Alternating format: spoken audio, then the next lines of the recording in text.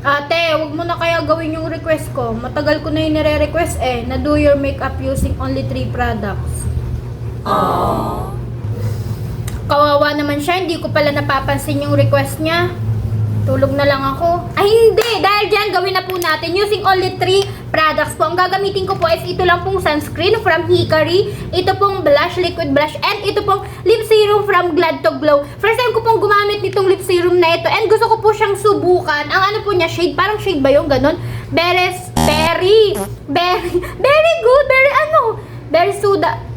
Ano, ang tigas kasi magsalita. Problema ko po talaga yung tumitigas at lumalambot yung mga sinasalita akong words. Wala na kayong pakitawanan nyo lang ako, bala kayo dyan. Bago pa po siya umiyak ay mag-sunscreen na po tayo from Hickory. Ito yung ginagamit ko ng sunscreen, pero dati may natry akong sunscreen and okay naman siya. Nagtry ako nito and hindi na ako nagpalit-palit. Bali, pangatlo ko na nga to eh. Yung dalawa, bawas na yun. Yung pangalawa pala, nabawasan ko na yun, pero binigay ko sa aking mother. Kasi ang ganda niya, girl.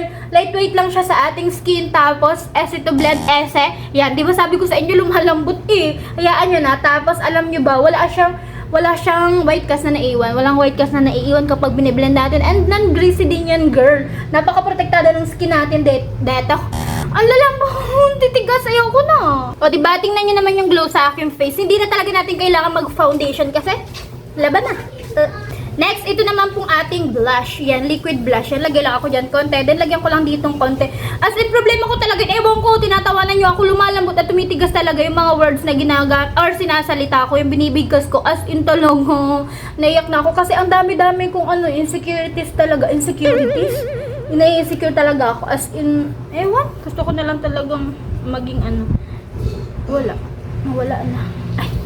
So, last po, ito na pong ating lip serum. Oh, titigas na naman. So, lagay lang tayo dyan. Yan, ganyan siya. Uy, ay, baka masayang, girl. Yan. As in, pagka medyo mahal talaga yung mga binibili ko ganito, tinitipid ko yan, girl. Halos ayaw ko ngayon pahiram eh. Wala namang kasing hiram dito.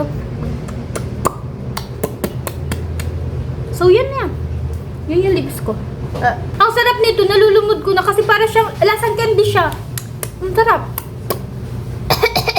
Baka ako mategi. Wala na tayong magagawa. So, ito na po yung final look gamit po yung 3 products na to. Parang ang glowing ko.